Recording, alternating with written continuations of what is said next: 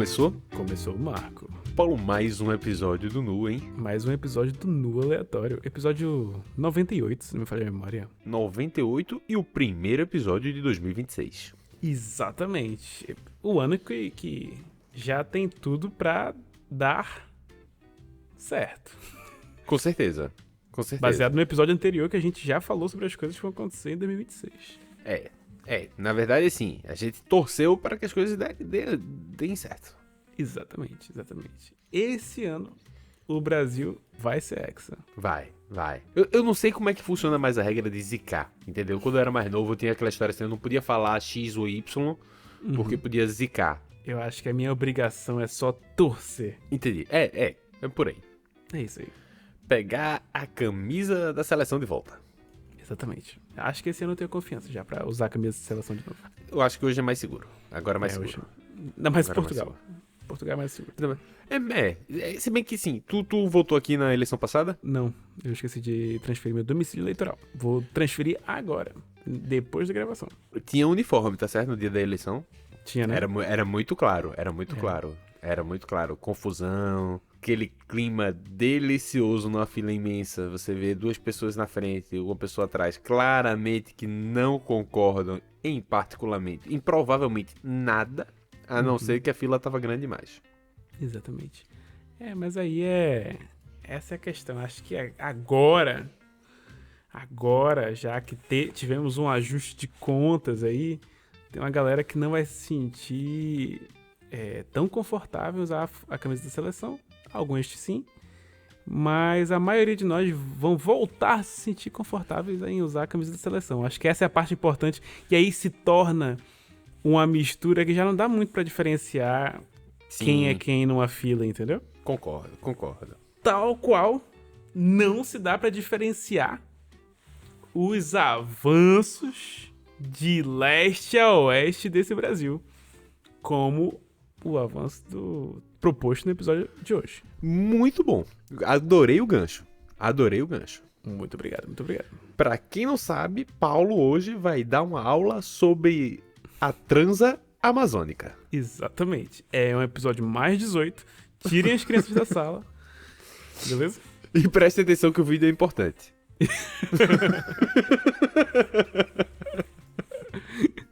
Minha mãe desligou agora.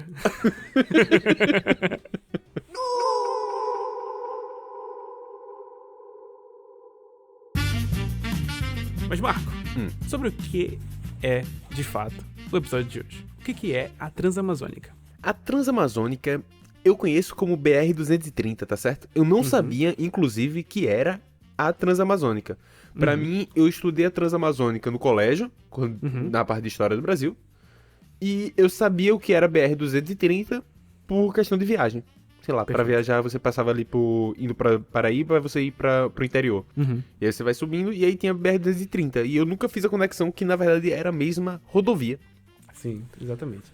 A Transamazônica, ela é uma estrada, né, que algumas das pessoas do Nordeste e Norte do Brasil conhecem, justamente porque tem trechos dela asfaltados, né, mas ela como um projeto por inteiro nunca foi concretizada, né, ela foi um projeto feita para ser construída em 2 anos e pouco, e tá inacabada até hoje. E eu não digo inacabada no sentido de quando Michelangelo fazia suas esculturas e ele falava assim, nossa, ainda tá inacabado. Família. Exato, ainda tá inacabado, eu preciso fazer mais um pouco. Não tô falando sobre isso. Eu tô falando, tipo, é como se Michelangelo olhasse pra um pedaço de mármore e ele terminasse de esculpir a mão de alguém e ele falasse, tá inacabado. É nesse sentido de inacabado, beleza? Tá certo. Boa.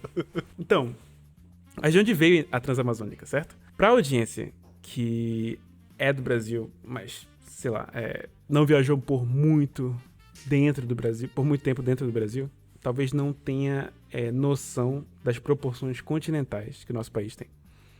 Pra quem é de fora, com certeza é até difícil conceber. A menos que você seja de algum lugar tipo Canadá, Estados Unidos, Rússia, China, que tem proporções continentais também. Mas, tirando isso, é muito difícil conceber a ideia. Então, a gente tem o Brasil dos grandes centros urbanos, São Paulo, Rio, Recife, João Pessoa, né? A gente tem os grandes centros, geralmente costeiros. E a gente tem tudo que vai pra dentro, beleza? Quanto mais pra dentro do continente você vai, mais difícil é entender quão longe vão ficando as coisas, beleza? E a Amazônia, ela é desde a época dos descobrimentos, um lugar que ao mesmo tempo fascina as pessoas, porque é muito difícil de decifrar o que acontece ao longo da Amazônia inteira, mas também é um lugar que gera muita aversão, porque é tipo assim, imagina, teve uma época que a Amazônia foi tipo a Austrália do Brasil, assim, tipo, você mandava os presos políticos pra lá pra serem esquecidos e morrerem de malária, certo? Tá. A gente tem, por exemplo, uma época que foi construída a Estrada de Ferro Madeira-Mamoré, né? Que teve a minissérie e livro chamado Mad Maria. Tu lembra disso? Eu lembro da série. Eu lembro da série, da TV, Sim. na TV. Um dos motivos que construíram a Estrada de Ferro, que é curtíssima, é tipo assim, 300 e poucos quilômetros. Mas um dos motivos que fizeram foi pra conquista de território, ali lá em Rondônia, faz fronteira com a Bolívia.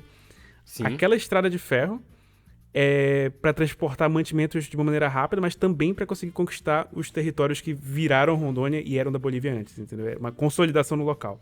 Entendi. Mas o financiamento vem principalmente da ideia de é um lugar de difícil acesso e eu vou provar que eu tenho recursos suficientes para construir isso. Isso aqui é um sinal de poder. Beleza? Tinha esse lado? Tem esse lado. Tem esse Entendi. lado. Isso aqui é poder. É tipo assim, a ideia de que, tipo assim, eu vou mostrar que eu tenho poder pra fazer isso acontecer. Beleza? E isso eu tô falando de 1911 ainda. Coisas. Madeira Mamoré, muito antiga. Tá. Ok? Pulemos um pouquinho pra 1935. Beleza? Onde a gente tem algo peculiar. Ainda não estamos falando de Transamazônica, estamos falando de Amazônia só. Tá. Isso é a época do Getúlio, né? 35, acho que é Exato. a época do Estado Getúlio Novo, Vargas. ali perto Exatamente. do Estado Novo dele. É a época onde nós, mundo no geral, não tínhamos a plena certeza. Quer dizer, assim, se você fosse uma pessoa minimamente atenta aos sinais e olhasse as coisas, mas, no geral, o mundo não tinha entrado em um consenso sobre se eles gostavam dos nazistas ou não. Beleza? Ah, tá. É que tem essa fase aí, é verdade. Tem essa fase do verdade. mundo. Várias pessoas dentro do governo Getúlio Vargas eram claramente adeptas ao nazismo, beleza? Não nazistas em si, mas claramente apoiavam o regime, fizeram matérias de jornal sobre isso. E em 35 acontece algo interessante. Quem tiver dúvida sobre isso, pesquisar sobre o movimento integralista no Brasil. Exatamente. Perfeito, Marco. Perfeito. Com a... eu adoro adoro não, eu acho engraçado a Entendemos. saudação do movimento integralista, que é basicamente aquela saudação nazista / fascista, né? Aquela do César, só que você grita Anauê, beleza? Gente, isso é muito cringe, pô. O ufanismo, o nacionalismo, sabe? Indo pra um nível, entendeu? Nessa época existia muito uma recuperação do que era o Brasil, eu acho. Por isso que a gente como todo movimento fascista, você tenta captar o que faz aquela nação uma nação. Exato. Assim, o que nós somos? Nós somos católicos, nós somos também indígenas, sabe? Deus, como a gente concilia isso? E somos verde e amarelo, e Anauê, e não sei o que, whatever, né? Exatamente. Fica aí o aviso pra todo mundo, assim. Por isso que a gente já tratou esse assunto aqui antes, sobre o fato de que ser patriota não é ruim. Você amar o seu país ou gostar do seu país não é ruim. O problema é que você tem que estar atento, porque o patriotismo exacerbado, muitas vezes, a história já mostrou isso, diversos ciclos diferentes, levam a um extremo que não é positivo, né? Sim, exato. Minimamente o que eu posso dizer. É usado como uma arma de manipulação, né? Tipo assim, exato. Você pode encarar da seguinte forma. Religião, patriotismo e qualquer coisa que gere uma identificação comum são ferramentas pros seres humanos trabalharem de uma maneira mais eficiente. Principalmente quando você está organizado em um grupo de mais de 50 pessoas. Né? Não é uma frase minha, isso é coisa do livro do Sapiens, que guarda aqui várias críticas ao livro do Sapiens, mas ele fala isso muito bem, que é seres humanos trabalharem de uma forma eficiente em grupos muito grandes, beleza? Tá. Entenda-se também que o outro lado dessa moeda é você trabalhar de uma forma cega para um objetivo, né, não tão claro. Entendeu? Sim. Então, trabalhar eficiente nem sempre é para algo bom. Guarda aqui sempre o lado crítico, né? A religião vai ter seu lado negativo também. Sei lá, vestir a camisa da empresa vai ter seu lado positivo e negativo. Mais negativo do que positivo, mas enfim. Mas tudo isso, tudo que faz você trabalhar de forma eficiente, vai fazer justamente isso. Depende para que direção você tá empurrando a essa eficiência, entendeu? Exato. Então, a única camisa de empresa que você pode usar é a camisa do Nu Aleatório, já disponível no link. Pô, é dessa hora que a gente tem que botar o link aqui e já botar. Nossa, tá faltando isso, Marco. Vou ligar pro Carinha agora, depois da gravação. Carinha precisa de camisas. Pronto. A gente tem, nessa época de 35, uma expedição nazista pro Amapá, pro Vale do Jari. Beleza? Não sei se todo mundo sabe sobre essa expedição. Tem o documentário em alemão disponível na internet. E tem um livro famosíssimo, que nunca foi traduzido para português, mas é famosíssimo na Alemanha. E tem o vídeo do Eduardo Bueno, que acho que é... De todo o material que eu achei sobre isso, o dele foi o mais claro e conciso. Tirando isso, só se você souber alemão e tiver paciência para ver um documentário em alemão daquela época. É muito bom o vídeo dele. Inclusive, vale a pena pesquisar. Se você procurar a discussão nazista na Amazônia, vai ter alguns materiais, não só do Eduardo Bueno, como também de outros criadores de conteúdo. Professores de história, criadores de conteúdo, que agora tem essa classificação. Sim, exato. Por mim, todo bom professor de história viraria criador de conteúdo tranquilamente. Assim, não necessariamente precisando largar a sala de aula, mas eu acho que vocês têm um potencial gigantesco para monetizar nas internets. As pessoas gostam muito de história. Entendeu? Então, o que mais professor de história tem é história, pô. Já pensou? Tipo assim, tu tem a parada que é uma mina de ouro, sabe? Mina de ouro essa que as pessoas estavam procurando na Amazônia também. Olha, ó. Toma conexão. Olha o link. Isso aqui, Marco, só 2 xícaras de café seguidas podem me dar. Isso é a prática, Paulo. Você já tá... É o começo do ano, Marco. É o começo do ano. Estou restaurado. E aí... Bom, o que os nazistas estavam procurando, né? Eles estavam procurando, primeiro, evidências científicas para justificar a tese maluca deles de que a raça ariana é superior. Eles estavam procurando... Na Amazônia.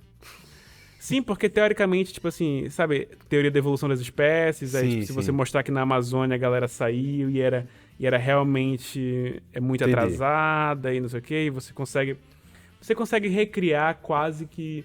Existem outras teses nesse sentido, por exemplo, teve teses na época dos descobrimentos, ali para 1560 e pouco, sobre como os indígenas são o ser humano no seu estágio de inocência, sabe? Porque é isso, os nazistas, eles tipo, fizeram amizades lá com os indígenas. Um deles teve filho lá no Vale do Jari. Uma filha, na verdade. E aí... né?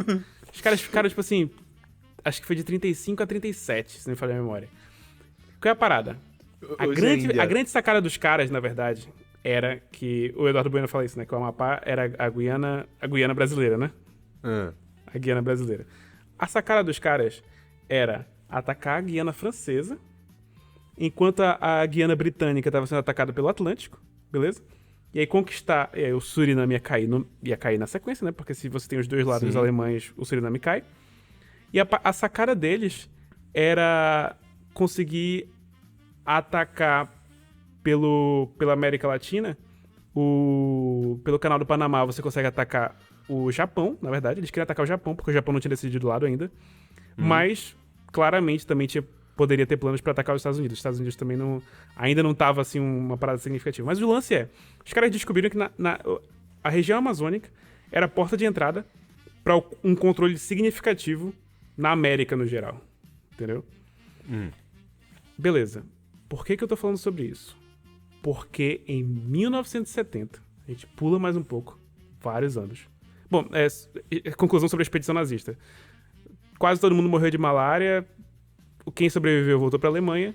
Eles ficaram muito ocupados com o teatro europeu no geral da guerra e os planos sobre a América ficou para depois e nunca foi concretizado, né? Nunca encontraram Eldorado. Nunca encontraram Eldorado. E tem túmulos nazistas lá na Amazônia até hoje, lá no Amapá, que é... Amapá, para quem não sabe, é um estado do Brasil, né? Não é o Amazonas, não é um dos estados que a floresta amazônica também se mostra, né? E aí, até hoje tem lá o túmulo de um dos nazistas. Acho que tem mais de um, mas tem um que é uma cruz enorme com um símbolo nazista no meio da Amazônia, tá ligado? Enfim. Que? Sabe? Que... Pula pra 1970. Ditadura militar no Brasil. O ápice da ditadura militar, a gente tá falando sobre o governo Médici, beleza? Uhum. Que todo mundo sabe que foi o governo mais duro e pesado, foi o governo do AI-5, né? E também no mundo, no geral, a gente tem a Guerra Fria acontecendo, certo? Certo. Então, você tem, dentro do Brasil, um alto investimento em indústrias petroquímica, infraestrutura no geral, mas muitas indústrias acontecendo. O Brasil estava naquela transição de passar de um país agrícola para um país industrial. Que é muito capital, né? Entrando, tipo, empresa Muito capital. estrangeira. Tem muito...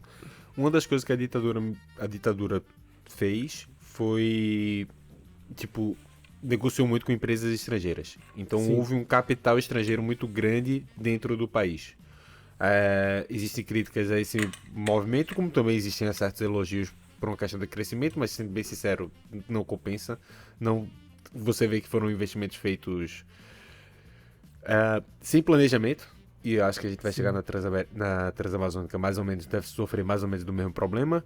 Sim. E também existe a grande crítica do entreguismo, né? Sim. Muito do que foi feito aqui acaba indo para empresas estrangeiras. E quando a gente pensa, é lá de trás. Não é lá de trás, não. Isso, na verdade, é bem recente. Isso foi da ditadura militar. Muito dos nossos recursos, particularmente minerais, a gente perde nessas grandes concessões dadas durante o século passado. Sim, total. E aí, a gente tem o lado da ditadura também, que vamos pensar aqui, Guerra Fria, certo? Os Estados Unidos não tá nem aí pra quem ocupa, se o governo que ocupa um país é um governo ditatorial ou não. Uhum. Ele só quer saber se é pró-Estados Unidos ou contra os Estados Unidos, certo? Então, a gente não tem nenhum episódio sobre ditadura militar aqui no Nu. Talvez a gente faça no futuro.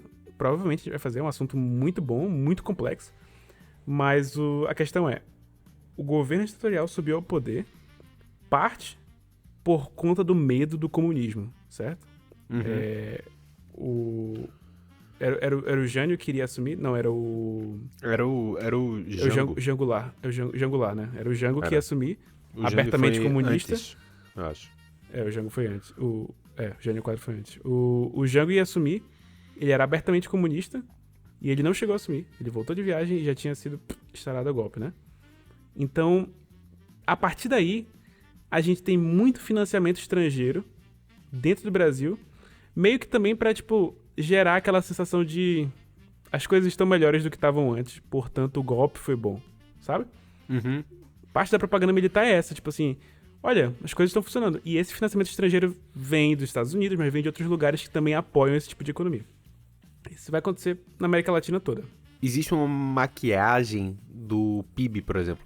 O PIB no Brasil, eu acho que ele chega a crescer absurdos na época da ditadura. Sim. Por causa da entrada de capital. Sim, 15% ao ano, coisa assim. Era um negócio bizarro, assim. É. No entanto, é muito claro, quando você pesquisa mais a fundo, de que esses valores, eles são muito...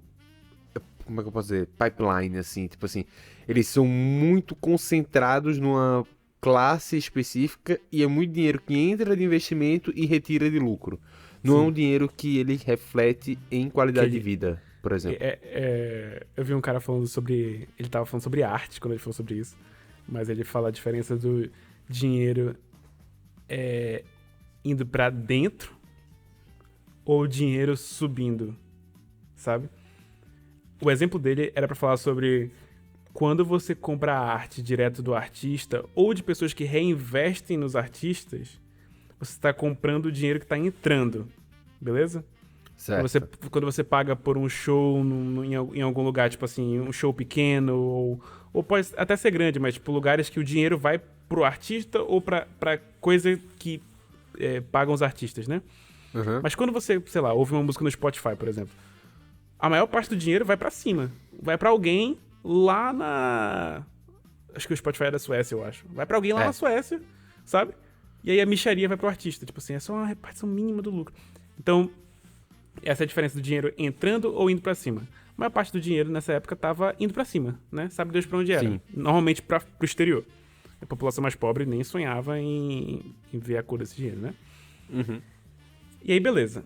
E aí a gente tem o Médici, ele visita 2 lugares. Assim, vários lugares, mas tipo, 2 regiões do Brasil que os presidentes normalmente não ligavam muito. Foi o Nordeste, né? E o Norte do Brasil. No Norte ele foi pra Altamira, né? Visitou Altamira, que fica na fronteira do Pará. E no Nordeste... Altamira era de minério, né? Altamira acho que foi o grande por causa de ouro, né?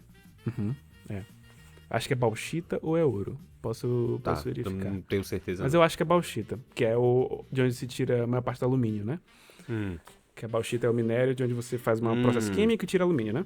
Tá. E aí... Eu não lembro onde é que ele visitou no Nordeste, mas isso vai gerar outro episódio pra gente, que a gente já tinha um episódio pra falar sobre essa política da ditadura no Nordeste brasileiro, também, que é super interessante. É bem parecido com o que a gente vai falar nesse episódio, mas tem as suas peculiaridades, né? E pronto.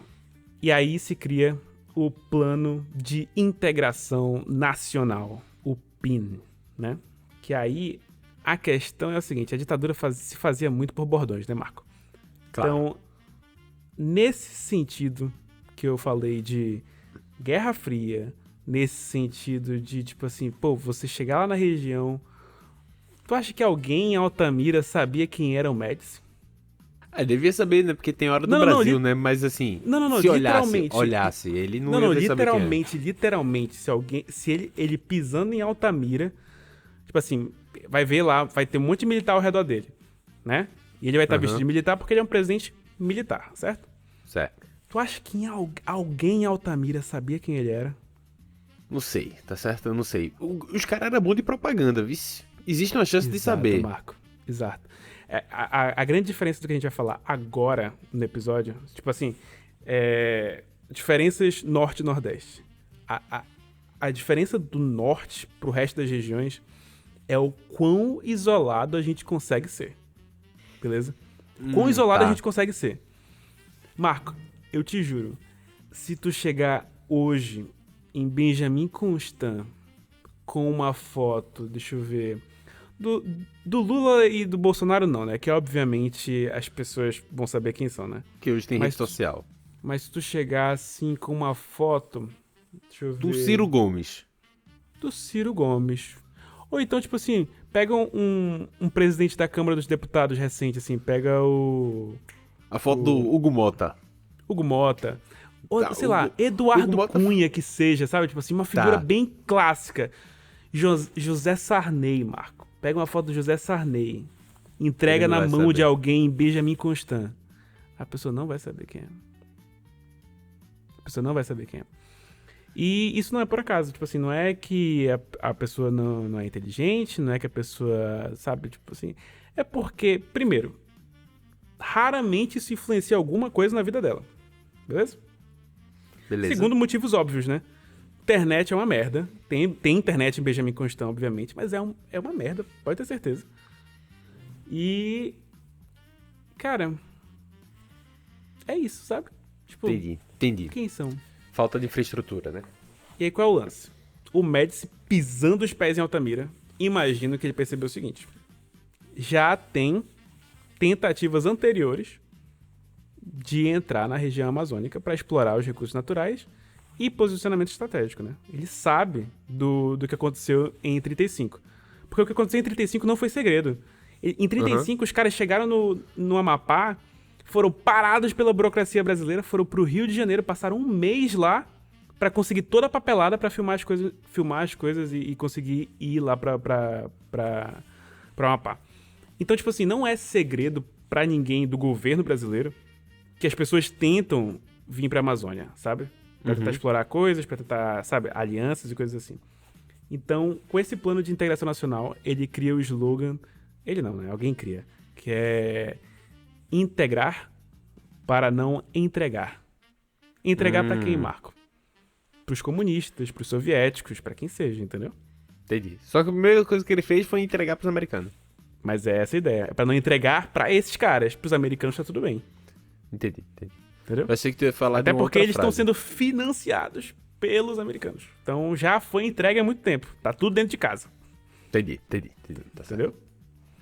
É que tu achava que eu ia integrando falar? capital estrangeiro. Integrando capital estrangeiro.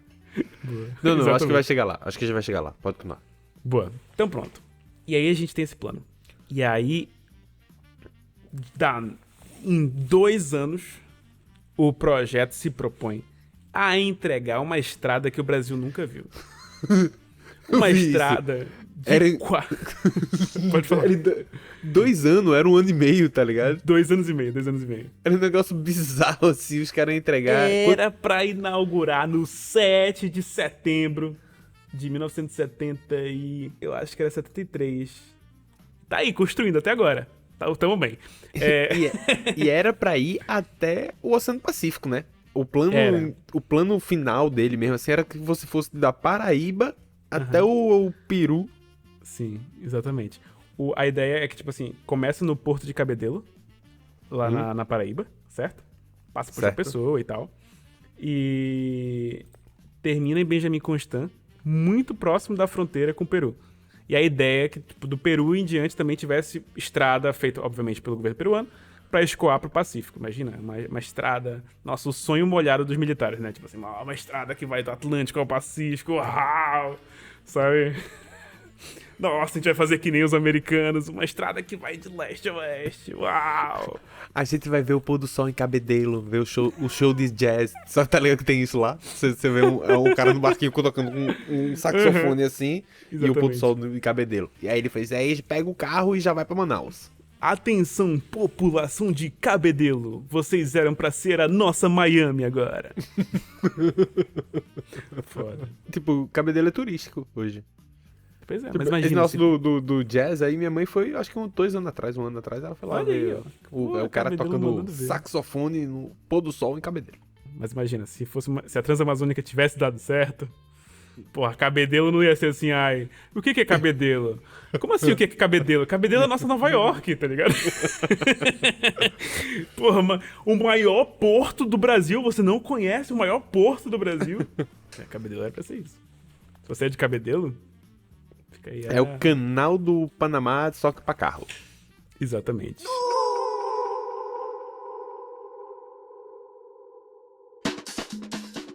Marco, eu pedi pra tu pesquisar do nosso guru ChatGPT, enquanto a gente não destruiu ainda, qual seria o tempo que uma pessoa levaria pra atravessar os 4.200 quilômetros de estrada se ela tivesse toda pavimentada. Atenção, eu vou colocar aqui a ilustração do mapa de Cabedelo a Benjamin Constant, mas assim, foi construída só até Lábrea, beleza? É, só foi até Lábrea. A gente vai chegar lá. A gente vai chegar lá. Mas tá aqui a imagem, só pra ter uma ilustração enquanto o Marco fala a estimativa. De acordo com o ChatGPT, o tempo necessário pra Transamazônica, ela estando ok ou ela não estando ok? Eu tenho os dois. Acho que ela tá ok, né? Tipo assim. Ela estando ok, tipo, asfaltada, se ela fosse toda asfaltada, se ela tivesse toda asfaltada e finalizada o trecho que foi construído, de novo, de Cabedelo a Lábrea, duraria de 5 a 7 dias de viagem, levando em consideração 8 horas de direção por dia. Entendi. Olha aí. Muito bom, muito bom. Eu acho que seria uma aventura legal de se fazer. Seria uma semaninha. Bacana. É. Imagina, tu tira um. Vamos lá. Tu não quer dirigir tanto tempo, porque, porra, ninguém É nasceu. quem é caminhoneiro gosta dessa parada, mas, tipo assim, todos os restos, os pobres mortais, eu faria em 14 dias muito feliz, dirigindo 4 horas por dia, parava ali, ó, ia pro barzinho e tal, Exato. risca-faca, entendeu? Exatamente. Será que tem Né? uma galera que... Tem aquela galera, né, que dirige ônibus e caminhão e quando não tá fazendo isso, tá em casa e tem um simulador de entrega de ônibus e caminhão. Já viu Sim. isso? Sim. Que a galera... Eu já vi altos memes assim, cara. Pô, tô estressado, vou entregar uma carga em Feira de Santana. Aí o cara pega um negócio assim, ó, A melhor completo, parte pô. é que os DLCs desses jogos são só, tipo assim, estradas novas, tá ligado? Tipo assim, pô, olha aí, ó. Caramba, tu vai do Rio até São Paulo agora. Aí tu fica lá, pô, igualzinho. Irmão, Dirigindo o tempo real, em tempo real. Em Pro tempo cara real. passa 2 anos. Pô, por favor, se caraca. você tá ouvindo nu aleatório, enquanto dirige um simulador de Simulador. frete, gentileza nos informar. Gostaríamos muito de conhecê-lo. olha, eu acho que essa galera deve ter pelo menos um canal de Discord simulando os rádios de caminhoneiro. Ah, total. Mas de certeza. Ó, tô passando aqui pela BR-117. Tá ligado? E aí, qual é o lance? Lá em Altamira, o Médici, pra inaugurar a construção da Transamazônica, né? Ele colocou uma placa em bronze, beleza? Que diz assim, ó. Nestas margens do Xingu, em plena selva amazônica, o senhor presidente da República dá início à construção da Transamazônica, numa arrancada histórica para a conquista e colonização deste gigantesco mundo verde. E aí, a castanheira que ele colocou essa placa era uma castanheira de mais de 50 metros, que é uma castanheira muito velha. E eles pegaram e derrubaram essa castanheira, assim, derrubaram e colocaram lá como monumento, tá lá até hoje. Essa placa, a placa do presidente, né, em bronze, que ficou conhecido como monumento o pau do presidente. Eita! Beleza? Isso foi ideia dele, viu? Isso foi ideia dele. Com certeza, né? Vendo os pupilos de hoje em dia, o pessoal que seguiu os passos, isso tem cara de que foi sugerido por ele. Com certeza. Com certeza. Pô, o bom é que é uma parada, tipo assim, é muito...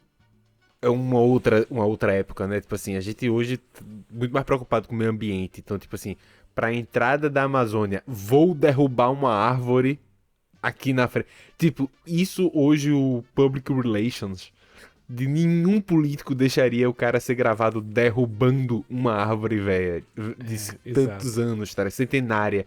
Tu não ia fazer uma parada dessa. É suicídio político, pô. Tipo assim, por mais que você precise fazer isso pra abrir caminho pra estrada, o seu... Não precisa ser o presidente, entendeu? Não precisa ter uma foto do presidente derrubando uma árvore. Exato, também tu não precisa se orgulhar disso, tá ligado? Exato, pô, exato. Tipo assim... Sabe? Me soa meio o Senhor dos Anéis de Duas Torres, quando os orcs começam a queimar, cortar as florestas lá pra poder fazer os túneis. Total. E aí, bom, inaugurou a construção da Transamazônica, beleza? E aí a gente tem vários... Bicho, isso aqui deu tanto errado. Dá até não sei nem por onde começar. A gente segmentou a construção da estrada toda, beleza? Certo. Não lembro exatamente em quantas parcelas. Eu acho que eram 9 ou 10 parcelas. Deixa eu ver. 9 ou 10 parcelas de... O que é normal na construção de rodovias, tá certo? Tá certo. É isso mesmo. É normal. E aí a gente... as concessões feitas para a construção da rodovia foi dada para empresas diferentes. Beleza? Uhum. E essas empresas normalmente também contratavam outras empresas para fazer. Ok? Ok. E aí, como eu falei, em vários trechos dessa Transamazônica, estamos falando de lugares isolados. A parte que passa pelo Nordeste, quase toda, conseguiu ser asfaltada, assim, tipo assim, tem poucos trechos que não são. Asfaltada. Não é tipo finalizada bem, não. É Não, asfaltada. asfaltada. Pavimentada. É isso, entendeu? É pavimentada. É disso que a gente tá falando. E aí, um dos meus. Na pesquisa pro episódio, uma das minhas diversões foi pesquisar shorts ou de TikTok ou do YouTube. De veja como está a Transamazônica hoje. Sabe? Ah, é um cara. Eu vi, ele tem um programa. Ele tem um programa. Inverno na Transamazônica, o nome do Inverno canal dele. Transamazônica. É muito bom.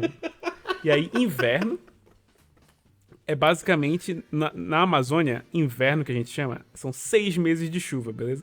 Que não é o inverno de verdade, na verdade é o verão. Porque é a época onde acontece mais ou menos verão, vai. E são 6 meses de chuva na Amazônia. Ou seja, por metade do ano, a Transamazônica tá impraticável. O que pra quem achava que ia ser a solução pra economia brasileira, esse aspecto muito básico, sabe, da geografia brasileira, Tem um trecho grande que não tem nem pavimento, é isso? tem. E aí Tem. quando chove, não passa. É, Tipo lama, exato. atola. Exato, exatamente. Tipo assim, impraticável. Impraticável. Tipo assim, parece que não tem estrada ali. Tem E não partes trechinho, que tem, não. Tem partes que tem pontes de madeira, Marco, ainda. Caralho, a galera não teve o trabalho nem de fazer a pontezinha, foi? Não, nem eu trabalho fazer ponte. E as empresas que em tese teriam que construir? Ai, Ficou por isso Marco. mesmo, foi? Marco. Por onde eu começo, né? Essas pessoas ainda são donas do Amazonas, beleza? Sim, sim, sim. Eu vi algumas empresas que construíram, que estão estou- envolvidas. Eu estudei, E assim, algumas estão até hoje aí. olha, estudei na faculdade com um rapaz descendente aí da empresa que construiu a Transamazônica, uma das parcelas. Abraços pra começou- você, eu que sei quem você começou é e você a sabe construir. que eu tô falando de você. Começou a construir. Exatamente. Então a gente tem aqui, eu separei aqui algumas propagandas que eu vou te mostrar. Será que eu consigo abrir aqui? Vou te mandar pelo nosso grupo. Se você quiser Algumas. fazer parte do nosso grupo, tá aqui. Olha, Paula, a gente tem muita coisa ainda que a gente consegue usar, tá vendo? Olha aí, Marco, a gente tá perdendo dinheiro e tempo, Marco. Bom, Marco, nos trechos isolados da Amazônia, a gente teve gente se acidentando à torta e à direita. A gente teve pessoas morrendo de malária, de leishmaniose.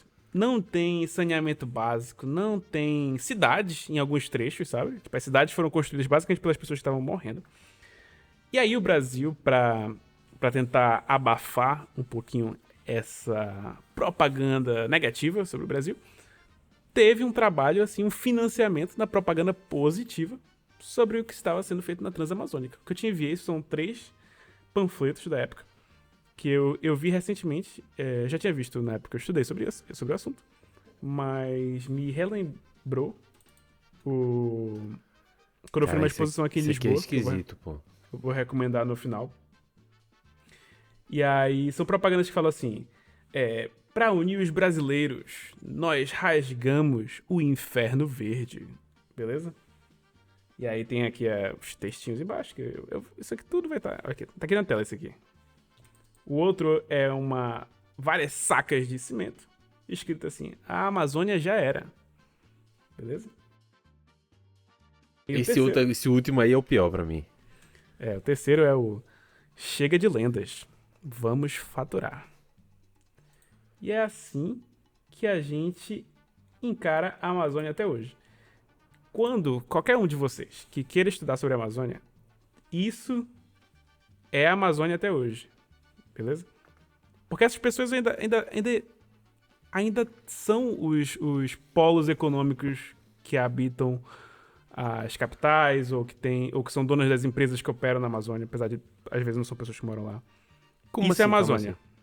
O quê? Esse tipo de mentalidade ainda é presente? Tipo assim, é melhor tirar logo porque muito mato tá atrapalhando? Uhum. Existe esse tipo de mentalidade? Existe. E isso é um dos principais doideira. fatores que atrasam a vida na Amazônia. Tipo assim, uma coisa que eu percebi muito com o convívio com pessoas de outros estados. Por exemplo, tu, de Recife. Eu conheço outras pessoas de Pernambuco também.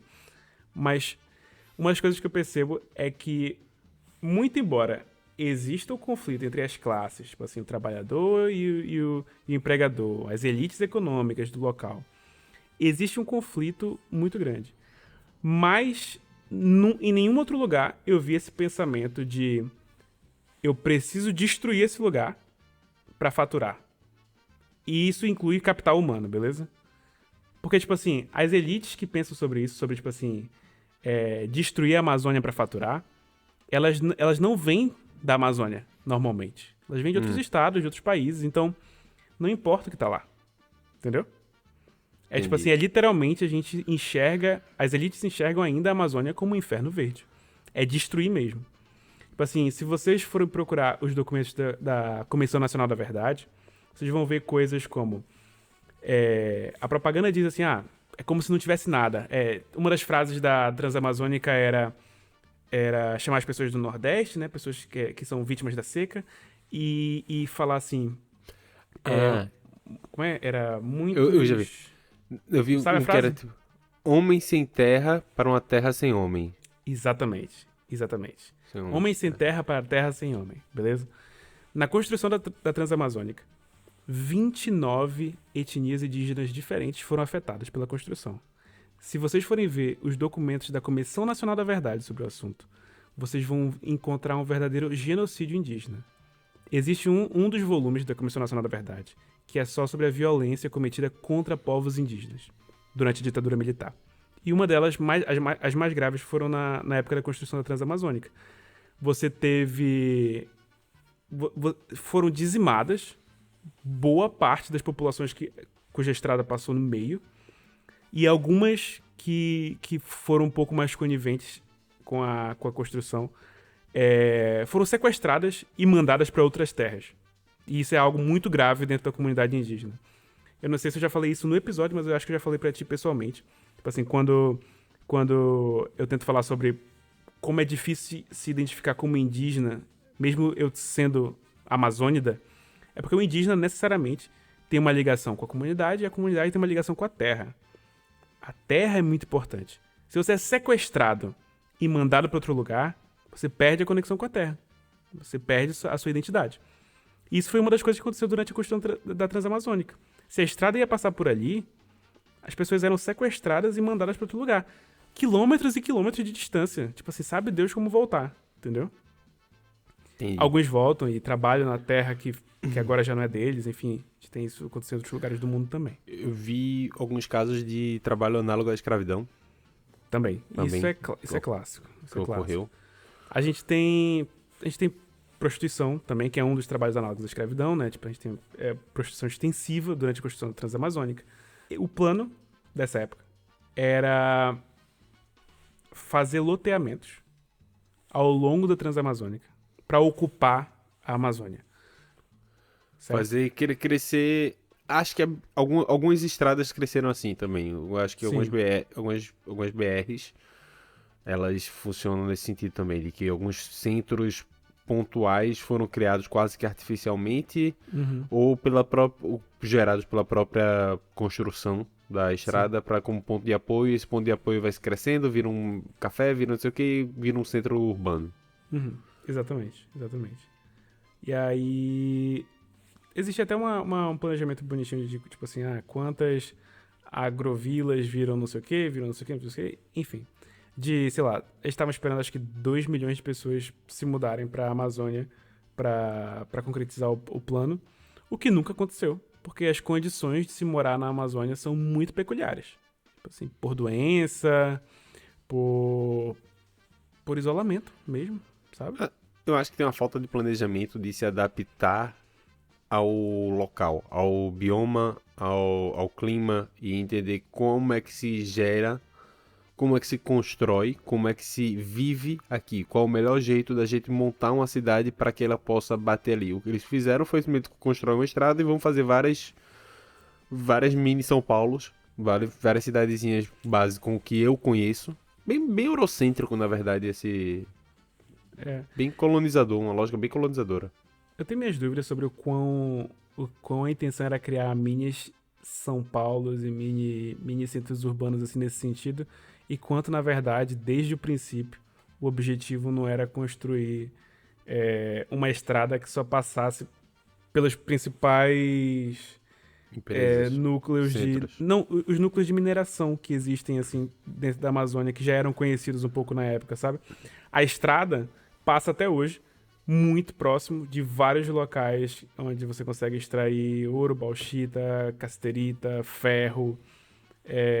Fazia mais sentido ser uma estrada de ferro, né? Faria mais Se sentido fosse ser o uma estrada de objetivo, ferro. era mais fácil ser uma estrada de ferro.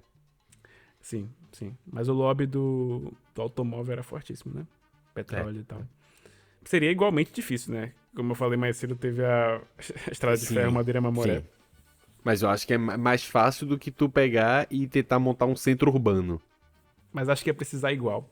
É Tipo muito assim, longo, né? É muito grande. é muito longo verdade, e é Marco, verdade. é tipo assim, é nível das pessoas estarem dias e dias e dias da cidade mais próxima, sabe? E a cidade mais próxima, mesmo assim, é uma cidadezinha, muito pequena. Imagina, você tá... É onde a criança chora e a mãe não vê, pô. O meio da Amazônia, assim... Eu já tentei explicar isso, acho que já falei sobre isso com o Nuno, eu acho. O Nuno tá ouvindo o episódio, vai lembrar esse papo. Quando você tá perdido no meio da floresta amazônica, você tá muito perdido. Porque, dependendo do local onde você não consegue sequer saber onde é que são os pontos cardeais. Tipo assim, tu olha pro topo da floresta, o céu é todo branco. Ele não indica onde o sol tá nascendo ou onde o sol tá se pondo. E você vai caminhar por muito tempo até achar uma clareira que te dê essa visibilidade. Entendeu? Entendi. E aí, Entendi. tipo assim, as árvores são muito altas pra se subir numa árvore e procurar manualmente, sabe? Enfim, é coisa de maluco, pô. É tipo assim, é um deserto verde, entendeu? Entendi. É muito difícil. Esse é o lance. A nossa região, a minha região no caso, é muito peculiar. Muito peculiar até hoje. Quem dirá pra 1970, 1970 e pouco. Onde as pessoas não se deram o trabalho de saber o que se precisava pra viver na Amazônia, né? Então, acho que essa é a principal mensagem desse episódio. Tipo assim, é sobre o quão peculiar é e como até hoje as pessoas não entendem o que é viver na Amazônia. O que é necessário pra se viver bem na Amazônia, sabe? A ideia até hoje ainda é explorar, explorar, explorar, porque esse é o desenvolvimento, entendeu? Cara, bem forte, viu? Achei bem forte o assunto. Acho que é realmente... Eu tinha visto que, por exemplo, algumas coisas... Tipo, foi um plano feito e o plano era ótimo e foi uma ideia, muito... Tipo assim, a ideia do CEO e foi pra baixo, sabe? A ideia não veio de baixo pra cima. Não existiu estudo ambiental, não existiu planejamento propriamente dito de por onde essa estrada deveria passar e por onde ela deveria passar para causar menos impacto não só ambiental como até econômico. Vi que alguns cantos dela é simplesmente desperdício. Tipo assim, ela não gera economia em alguns cantos, não tem uma rotação de efetiva que não tem necessidade dela ter seguido aquele percurso X que trouxe uma dificuldade de graça, quando ela poderia ter vindo um pouco mais pro canto ou pro outro e ter pego outras cidades vizinhas. Não houve um planejamento. Essa é a lógica. Parece que foi uma ideia de cima e jogaram pra baixo e disseram dar um jeito de fazer. Total, Isso é total. bem doido. O Paulo falou sobre a Comissão Nacional da Verdade. E, pra quem não sabe, acho que já mencionou aqui, depois do governo da ditadura militar, na redemocratização do Brasil, e a gente houve uma grande luta dentro do legislativo para a instauração da Comissão Nacional da Verdade.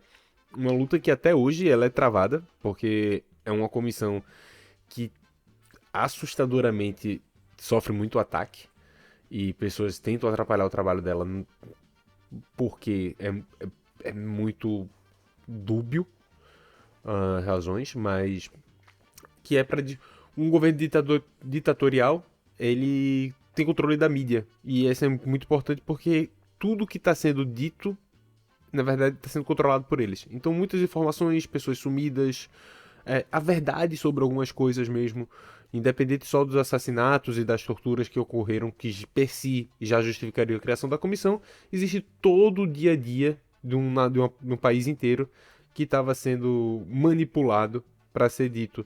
E a Comissão Nacional da Verdade é exatamente para olhar atrás e fazer algumas correções, encontrar desaparecidos, trazer justiça para algumas pessoas que simplesmente sumiram dos registros.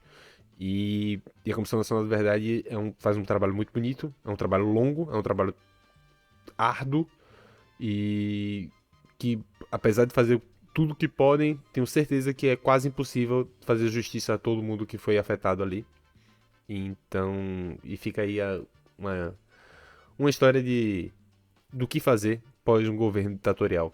Acho que é algo que todos os países, após perceberem que isso aconteceu, deveria ser imediato. Com certeza. O objetivo é trazer justiça para as vítimas e para as famílias das vítimas, né? E Exato. prestar uma prestação de contas para a sociedade também.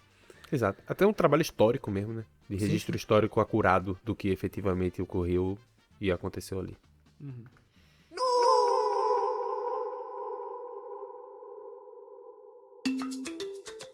E Marco, a gente tem então o fracasso da migração de pessoas para popular a Amazônia, da Transamazônica. E essa facilidade que o governo estava dando de terras gratuitas e promessas de vilas e coisas assim, foi, na verdade, mais aproveitada por já pessoas que eram grandes empresários que compraram ou até grilaram várias terras para criação de gado, para plantação de soja e coisas assim. Então, enormes latifúndios dentro da Amazônia, que tem uma data de validade muito pequena, porque o solo amazônico não é apropriado para plantio e gado, honestamente. As pessoas têm a falsa impressão de que o solo amazônico é muito fértil, mas é o contrário. O solo amazônico é muito pobre e quando você tira a vegetação de cima dele, facilmente os nutrientes da terra são levados pela água da chuva. Acho que, se não me falha a memória, o nome desse fenômeno é aluvião. E aí, Marco, a gente tem a herança do que é a Transamazônica, que não acabou de ser construída até agora, até o presente momento. Minha sugestão é que a gente converta tudo em uma ferrovia enorme e trate com a devida responsabilidade que deveria ser tratado, né? Mas quais são as heranças da Transamazônica? Eu mencionei a grilagem de terra. Sabe o que é grilagem? Ah, sei. Boa. Mas acho que o público português não sabe, pra ser sincero. Sim. Eu tenho certeza que não, porque eu acho que já perguntei pra mais de uma pessoa se ela sabe o que é grilagem. É o negócio mais lucrativo do Amazonas, beleza? Eu vou falar especificamente do meu estado. É o negócio mais lucrativo do Amazonas. Mas, Marco, o que é grilagem? Criar grilo, né? Criar grilo. É, de certa forma. Se você cria uns grilos e só revende, talvez é uma rede, né? É uma rede. Sim. Tem que ter mais matéria-prima. A grilagem é o seguinte: você faz um documento falso, tá certo? Você pega um documento, uma certidão uma escritura de um imóvel, você bota os dados falsos, não existe aquele documento, tá certo? E aí você bota uma data antiga. Uma data. Provavelmente vai ter pessoas lá naquele terreno. Só que se tu sabe que aquela pessoal chegou ali em 2020, tu vai botar ali a data de 2010. Tu vai botar numa gaveta com grilos. Por isso que chama grilagem. Você bota uns grilos dentro e deixa lá. O grilo, acho que ele solta alguma coisinha. São as fezezinhas do grilo, alguma secreção que ele solta. Quando você tira, o papel tá amarelado com cara de velho. É só isso. O papel fica com cara de velho. Se você olha, esse é um documento oficial. É isso. Por isso que o cara chegava e dizia, ó, tu tá na minha terra, tá aqui meu documento. Ah, não, eu fiz isso aqui. Não, tá errado. Ó, o documento, essa terra é minha desde tanto. E você usa isso para poder ludibriar. Assim, se tornar proprietário de terras, né? Exatamente. É um jeito fácil de adquirir imóveis.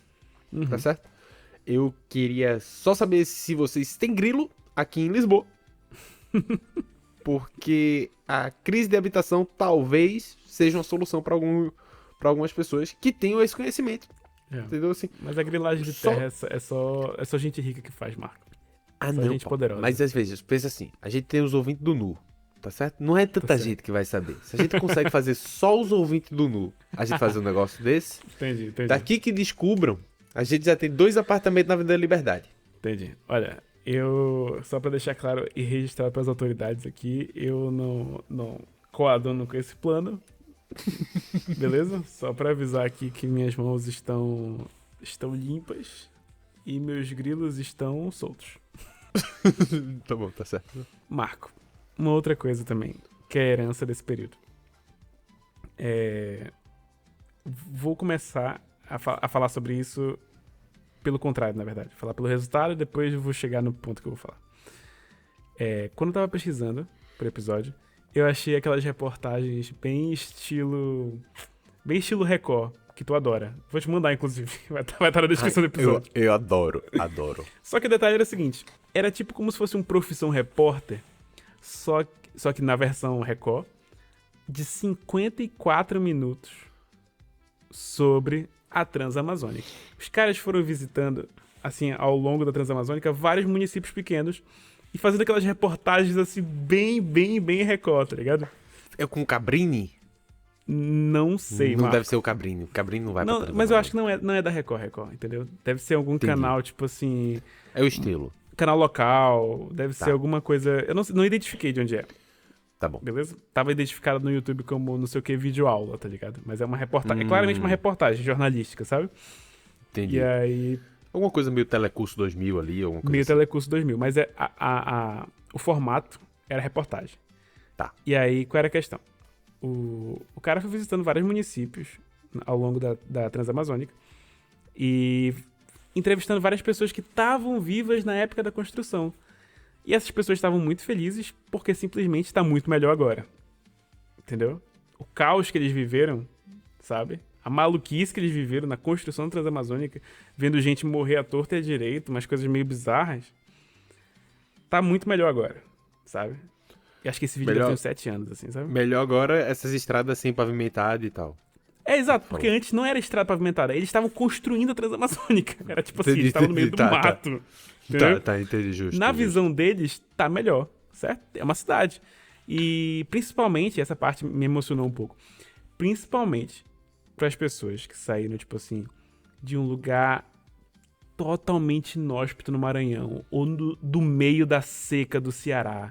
Pessoas assim que estavam, tipo assim, que viram gente morrer de sede, meu amigo. A coisa mais brutal que pode acontecer com o ser humano. E pra eles estão, tipo assim, vivendo no interior do interior, na Amazônia, ou no Pará, ou no Maranhão, ou no Amazonas mesmo.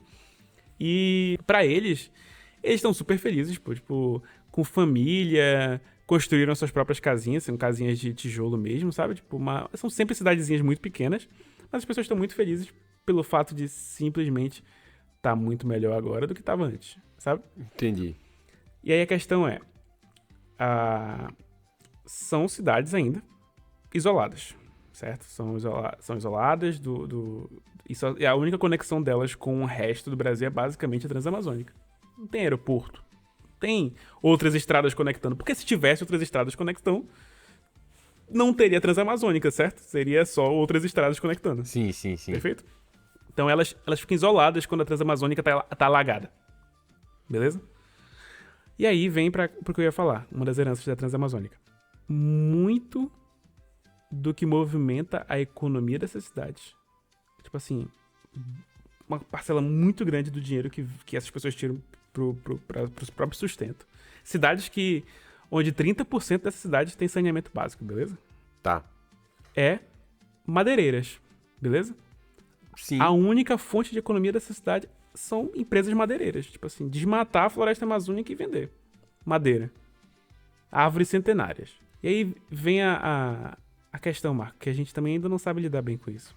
Tipo, beleza, desmatamento ilegal da Amazônia. Top, a gente tem que preservar o meio ambiente. A gente sabe que se a gente destruir a Amazônia, desertifica do Mato Grosso pra baixo e tal. Mas e as pessoas morando lá, Marco? E aí?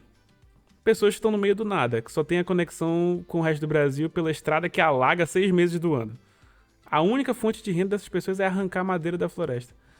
E aí, Marco, como é que funciona? Eu acho que a gente sempre falha em pensar no desmatamento, não como desmatamento em si, mas sempre que a gente fala sobre desmatamento, a gente tá falando sobre pessoas. Certo? Uhum. E essas Sim. peculiaridades. Existe... E aí, eu não sei. Realmente não sei. Provavelmente não, tá certo? São cidades muito pequenas E dificilmente existe todo um planejamento ambiental para evitar que esse desmatamento seja feito de forma não sustentável. Seria o ideal que fosse, né? Seria o ideal que Seria o fosse ideal assim. que fosse. Porque o ideal do desmatamento. Quando a gente vai contra o desmatamento, não é pra ninguém parar de usar madeira e a gente nunca mais vai ter madeira na vida. É que dá pra fazer o reflorestamento e. Tipo, a gente fez isso com animal, tá ligado? Assim, porco. Porco tu só mata pra comer até o primeiro ano. Sabe disso? Acho que é Não o faço primeiro ou o ideia segundo ano. Não faço ideia do que tu tá falando. Porco. Pra tu matar um porco pra comer. Ele não pode ter, tipo, 10 anos de porco. Não pode matar um porco de 10 anos. 10 anos de Pô, vida, tu fala. 10 anos de vida. 10 anos de porco. 10 anos de porco. Ele vai ter o quê? Tem uns 10 anos de porco, mais 3 como humano, mais uns 8 como um pato. Não, ele só pode ter um ano. Acho que é um ano, é 2 anos de vida. Acho que por lei, ou é por nosso. Por uma questão de, tipo, é crueldade, entendeu? Tu manter ele é mais fácil tu. Mesma coisa da madeira sustentável, tipo assim, se tu planta ela, madeiras específicas que tem um crescimento rápido pra você derrubar ela a curto período de tempo, funciona, entendeu? E existem outros métodos também que é você, tipo, você pega 3 áreas, se isso aqui tá reflorestando, são 10 anos. Isso aqui eu vou tirando, e aí isso aqui eu vou plantando, e aí a gente faz o ciclo. Faz o dominozinho, né? São coisas que talvez esse tipo de comunidade não tenham acesso ou capacidade de fazer. Mas também não acho que eles tenham tamanho suficiente para afetar a Amazônia com seu desmatamento de forma também tão absurdo. Eu acho que tem, porque a demanda por madeira é bem grande. Tipo assim, não é porque essas pessoas moram em cidadezinhas que elas desmatam pouco, tá ligado? Elas não estão desmatando pro próprio sustento delas, estão desmatando pra vender, né? Entendi. Tipo assim, são grandes empresas madeireiras. Tipo assim, beleza, é igual pensar na estrutura de uma cidade normal, tipo assim, de uma empresa normal. A maior parte das pessoas estão ganhando mixaria de salário, fazem suas vidinhas normais, beleza? Mas a grande empresa que tá ali, que é dona das máquinas que tá desmatando, são empresas gigantes, assim, são tipo assim... É a mesma coisa dos garimpos ilegais, beleza? É a mesma ideia, só que eles são em menos quantidade. Mas, tipo assim, uma das coisas que também é herança da Transamazônica são a quantidade de garimpos legais ou ilegais, que também afetam o ecossistema como um todo. E a gente também não tem respostas óbvias de como se tratar isso, certo?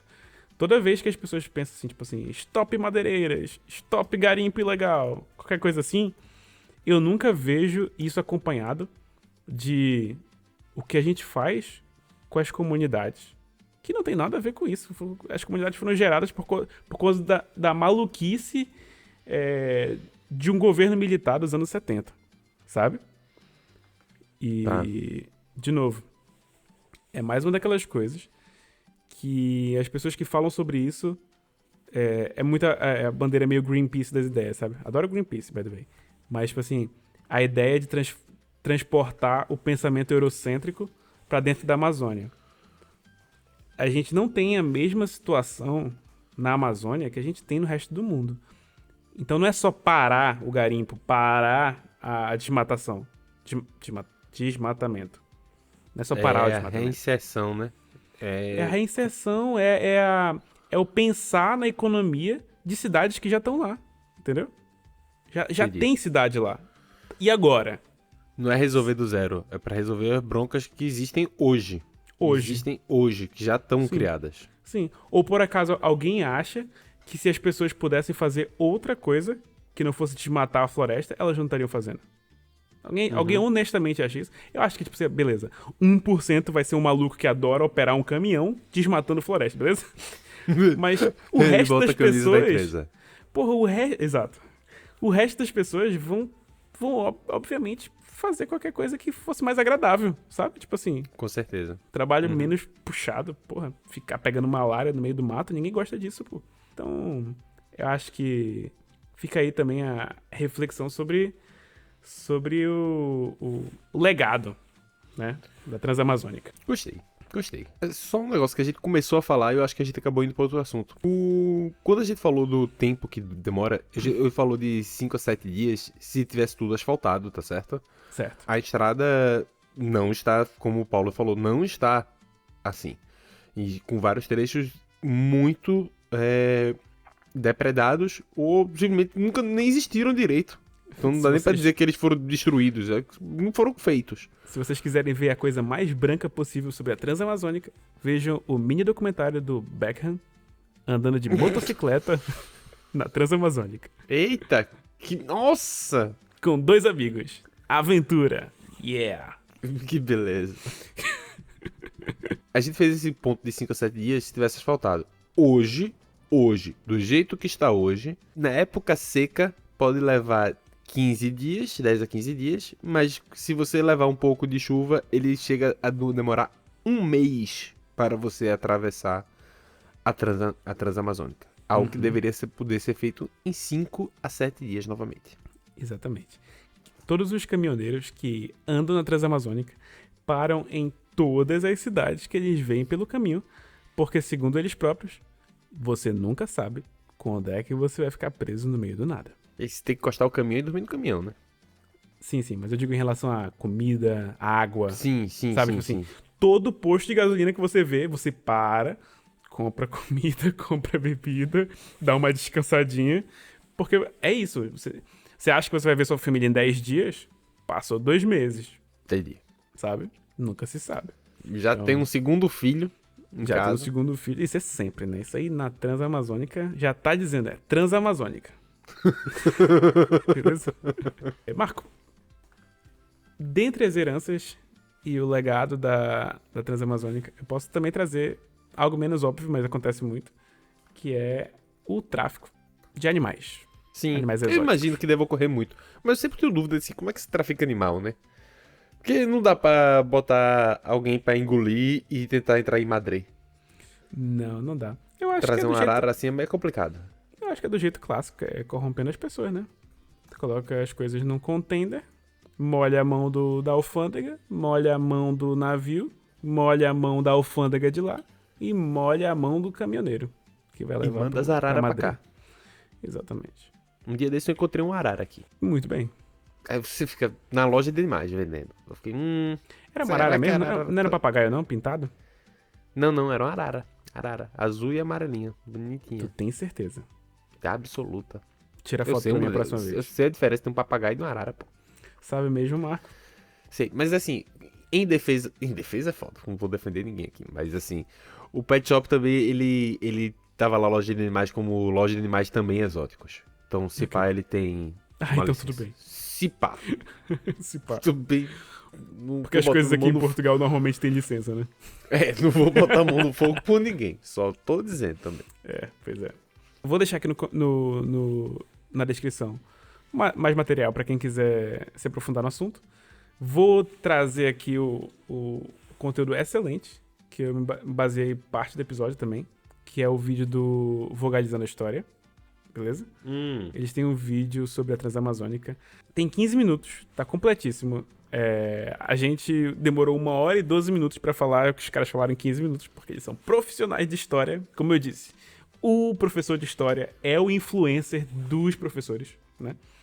Então, vocês que são formados em história e não têm o seu TikTok, não tem um canal no YouTube, vocês estão perdendo tempo, honestamente. Não, calma. Professor de História é o podcaster dos professores.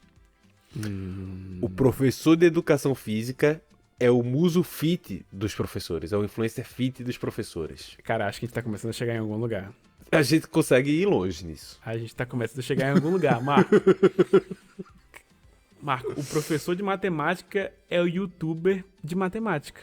Porque tem várias coisas de matemática que me pegam assim no YouTube que eu fico... Por exemplo, como cortar um bolo. Tava lá no YouTube. Tem o jeito matemático correto de cortar um bolo. Tem um jeito matemático correto de cortar um bolo? Vocês querem aprender agora? Vou ensinar. Como é? Imagina o bolo redondo, beleza? Tá. Pra quem Ele não tem- tá só ouvindo, tá no vídeo também, mas vai explicar. Tenta fazer a audiodescrição. Ele tem a cobertura. Ele é um bolo redondo normal, tipo, você imagina que ele é isso aqui, né? Certo? Ele tem... Ai, derramei café em mim. Ele tem a cobertura, beleza? Hã? Ele tem a cobertura assim. E aí, qual é o teu objetivo? Teu objetivo é cortar o bolo e poder guardar de volta na geladeira se tu precisar. Quem é que faz isso? Se precisar, sem deixar ele seco por dentro. Então o objetivo é Certo. deixar sempre a cobertura cobrindo toda a superfície do bolo. Como é que você faz então? Você começa a cortar o bolo em formato de cruz. Você corta primeiro assim, aí afasta um pouquinho, né? Corta assim, aí você tem uma fatia gigantesca No no meio. diâmetro do bolo. Aí você tira essa fatia e junta as duas partes. Beleza? Ele nunca Aí vai tu ficar aberto. aí tu vira 90 graus e repete o processo. Aí tu vai fazendo isso até o bolo virar um bolinho. Ele vai Aí é o jeito correto de se ter um bolo Olha aí. úmido até o final. Então, Olha o professor aí. de matemática é claramente o youtuber de matemática. A professora de artes é a maconheira dos professores. É, com certeza. Com certeza. E dos alunos também. Claramente. A gente vai longe nisso. Vai. Vamos pros nossos quadros. Vamos pros nossos quadros. Eu já terminei. Tu tem alguma coisa pra falar, Marco? Não, tenho mais nada. Perfeito. Então vamos para os nossos quadros. Informação aleatória. Informação aleatória.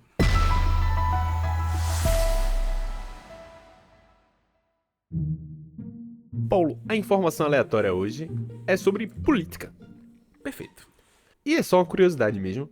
Na Suíça não existe chefe de Estado, sabe? Ah, eu sabia. E Isso é não uma é um confederação, né? E aí é eu um- tô ligado.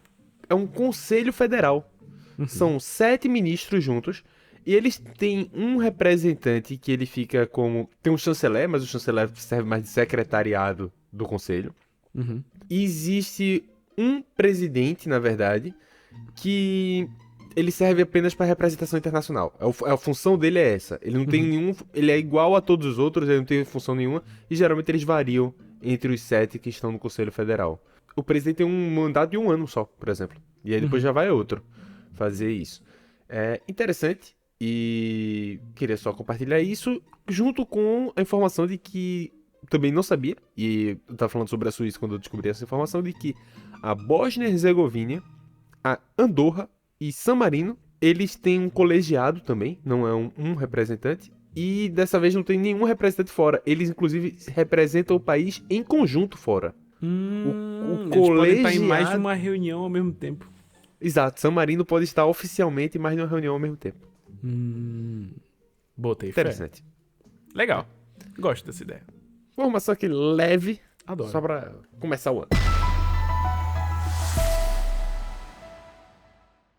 E agora, vamos para o nosso próximo quadro, então. Vamos pro nosso próximo quadro. No artístico. No artístico.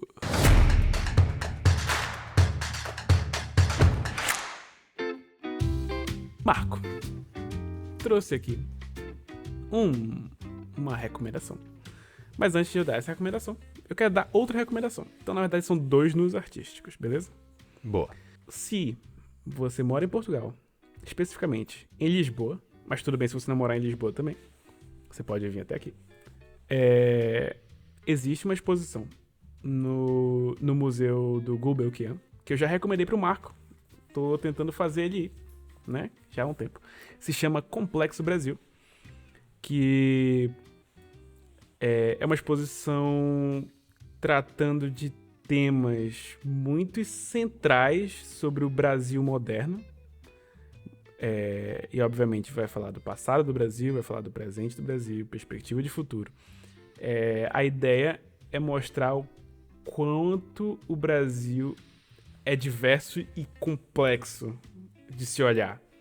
E eles fazem isso muito bem, muito bem. Desde falar de povos indígenas, a falar da situação das pessoas pretas, que vem de uma política escravagista absurda, desde falar da construção de Brasília e essa arquitetura meio nosso lar, só que bizarra. Meu nosso lá.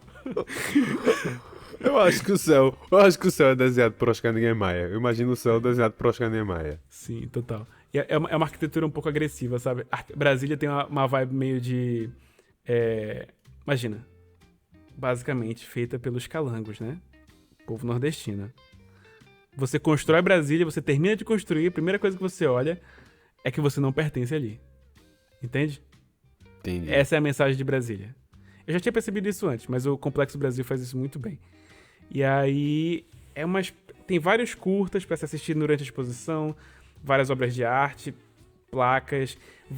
Essas imagens que a gente mostrou no episódio da Transamazônica, dos panfletos de marketing da época, estão na exposição também. A Transamazônica é um dos assuntos abordados.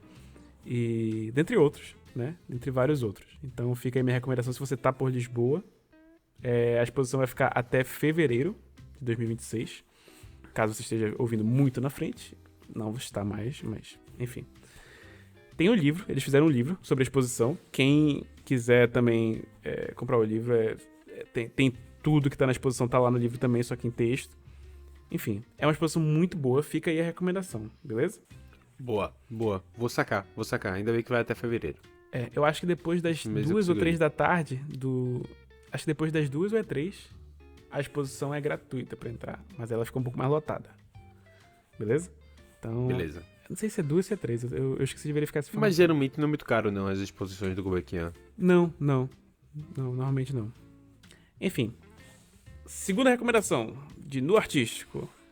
Tenho aqui o documentário, que assim, é um documentário ficção, mas assim, sabe quando o documentário tem atores, mas eles representam coisas que realmente acontecem ali naquele contexto? Sim.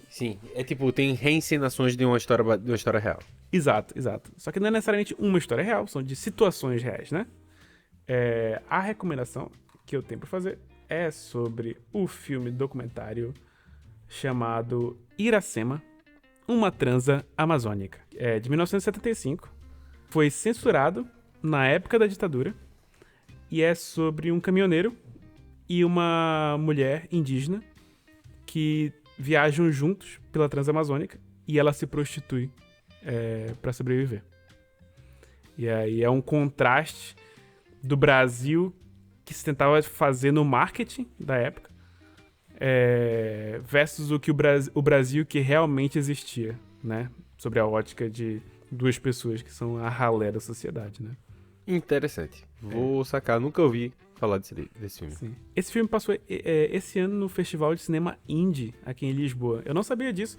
Pesquisando as coisas pro episódio, pesquisei o nome no Google, tava tentando achar alguma forma de achar o documentário pra assistir.